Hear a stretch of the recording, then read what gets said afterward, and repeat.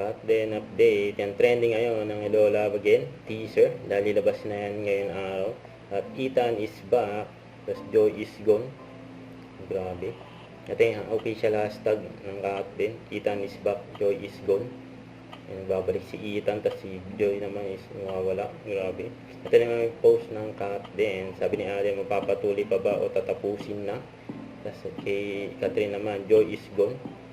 Mukhang nagbaho na ng panyo. Ayun, Senti ang Pills, yung featuring ang cut din sa 24 oras. Ito yung interview kay Alden.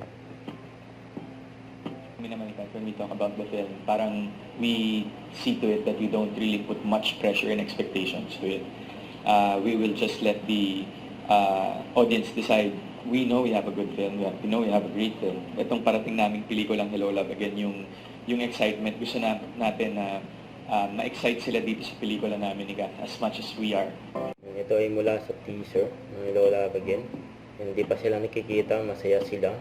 Pero nung nakita na sila, parang nag-iba ang ihip ng hangin. Mukhang may nagbago. Ayun, time starts now. Ayun, vintage na wax.